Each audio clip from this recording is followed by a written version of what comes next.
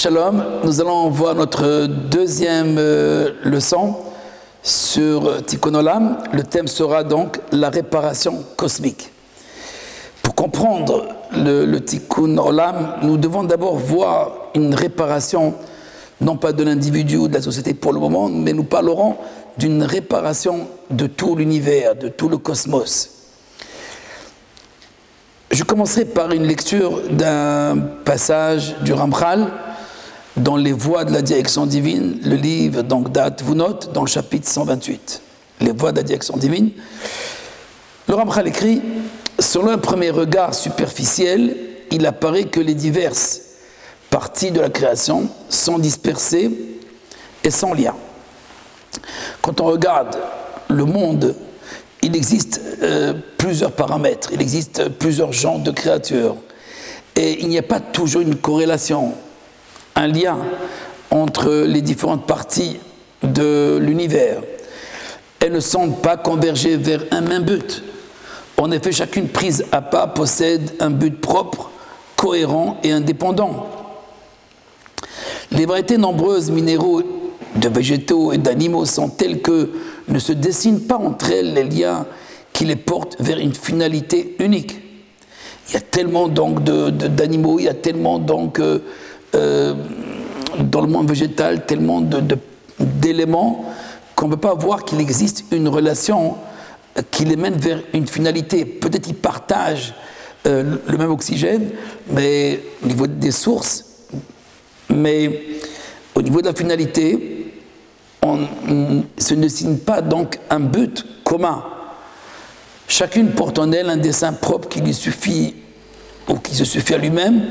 Cependant, la hiérarchie qui ordonne la nature est aussi visible et se révèle à quiconque qui entreprend de réfléchir sur les divers existants.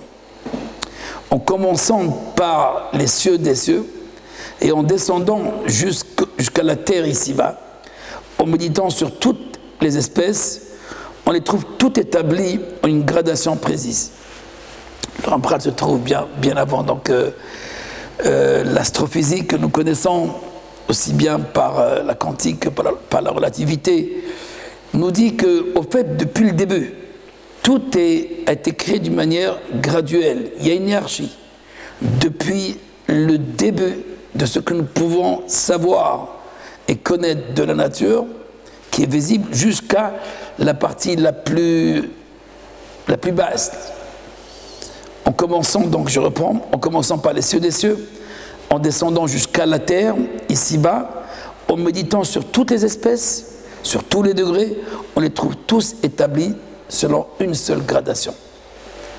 Ainsi, en approfondissant la sagesse, on trouve que tous les existants sont liés et sont nécessaires pour parachever le but déterminé par la connaissance suprême dans la création.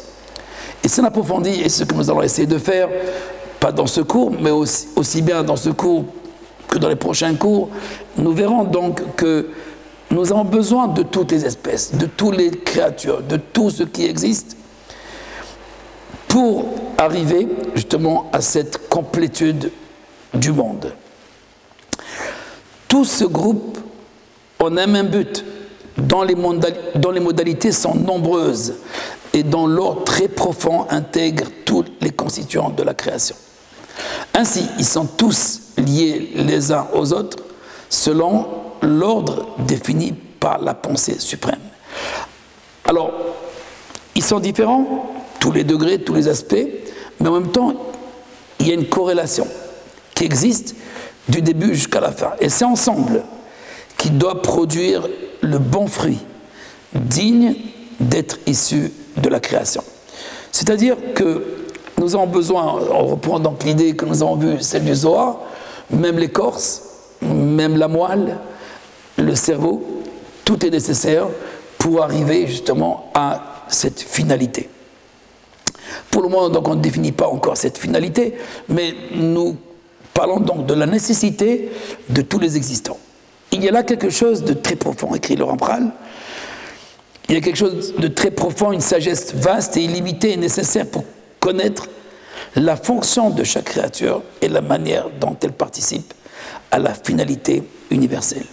En d'autres termes, nous avons besoin de cette connaissance d'abord de l'universel pour arriver ensuite à comprendre l'individu, c'est-à-dire chaque créature, en particulier des hommes. Nous allons nous occuper donc du genre humain.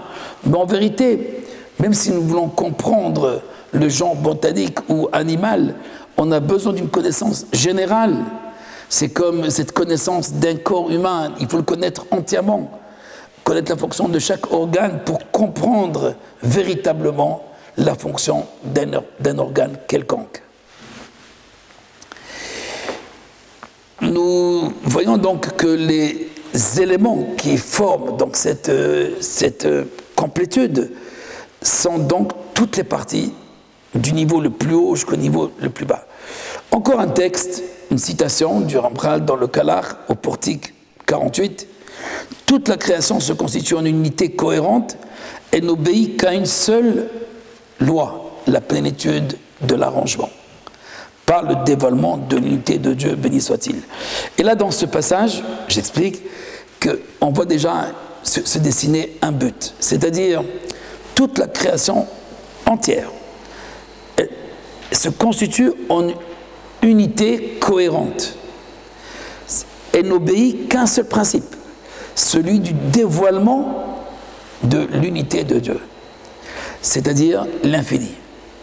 Cette idée donc du dévoilement de l'infini, de l'unité qui va rendre ou transformer l'univers en quelque chose donc d'éternel, ce qu'on appelle Olam Haba, le monde à venir, puisque c'est ce monde au fait qui se transforme et par la perfection que les hommes vont lui apporter pour atteindre cette dimension donc de l'infini. Donc si toutes les créatures forment ensemble une seule réalité, c'est en vue donc d'un but, un but commun. Cette finalité ou ce but commun, elle ne se résume pas seulement à l'unité de Dieu, c'est aussi à l'image de l'homme, ce qu'on appelle Dmut Adam. Ces deux idées, donc d'une part, l'image de l'homme, Dieu a créé l'homme à son image, ce qui se révèle de Dieu, mais il ne s'agit pas d'une image quelconque, il ne s'agit pas donc d'une image matérielle, bien entendu, il s'agit donc d'une dimension que l'humanité doit atteindre. Cette réflexion, ou cette conscience permanente de l'unité de Dieu, se rattache au fait à l'image parfaite de l'homme, qu'on appelle donc l'image de Dieu. Je lis encore donc un passage encore du Rambral, pour terminer donc notre deuxième leçon sur la réparation cosmique. Il faut comprendre donc que toute la création, c'est un homme, une sorte un homme qui est un macrocosme. Et l'homme, c'est un grand monde, un microcosme. C'est-à-dire l'homme et la création sont parallèles. Ils sont identiques en fait, dans leur structure. L'ensemble de toutes les lois de la direction divine, jusqu'à l'état de perfection, ainsi que l'ensemble des créatures, tout ne s'identifie qu'avec un seul principe et un seul plan. Il y a un seul plan, que ce soit au niveau de l'humanité ou au niveau de la création. Il y a un seul plan et un seul principe que l'émanateur a préétabli dont le but est le bien plein et entier. C'est-à-dire cet atava, cette perfection, ce bien que l'Éternel, un bien absolu, veut nous amener. Donc cet ordre est défini par toutes les créatures et leurs lois correspondantes et en adéquation avec la direction divine. Cet ordre est le secret de l'image de l'homme. L'image de l'homme correspond exactement à ce que nous voulons, à ce que l'univers doit atteindre. Cette image de l'homme composée de tous ses membres et de tous ses ligaments, donc les organes, les ligaments, s'appelle donc Adam Kadmon dans le langage des kabbalistes l'homme primordial. L'homme primordial donc représente ce prototype de la création, mais aussi c'est l'homme idéal qui enferme en lui donc toutes les espèces, toutes les créatures, toutes les idées. Cet homme primordial qui contient donc toute cette réalité, il inclut en lui l'ordre, le plan, de cette image. Ainsi, l'émanateur n'a créé qu'un seul ordre, qui est la forme de l'homme, l'image de l'homme, la forme de l'homme. Tout ce qui se trouve dans la création et ça gouverne est inclus dans la plénitude de cette forme parfaite. Donc cette image de l'homme, qui est en fait une tête, les mains, les yeux d'abord, tout le visage, et tout ce qui contient donc la perception des sens, une bouche pour parler, etc. Et ensuite donc l'appareil digestif et tout ce qui est autour donc du ventre et du thorax et du corps, en fait. Ensuite les jambes. Cette image de l'homme, elle correspond donc à quelque chose de mystérieux. Cette image, au fait, elle correspond à une perfection de l'univers. Le parallèle, bien entendu, si l'homme est capable de comprendre l'univers, c'est parce qu'il est composé comme cet univers. L'homme peut comprendre tout ce qui existe dans l'univers. C'est parce qu'il est cet univers, mais en microcosme. Voilà donc pour notre deuxième leçon, nous allons progresser tout doucement. Au niveau, donc, dans le prochain cours, nous parlerons de l'homme vraiment. Voilà, donc je vous souhaite une bonne soirée et à bientôt.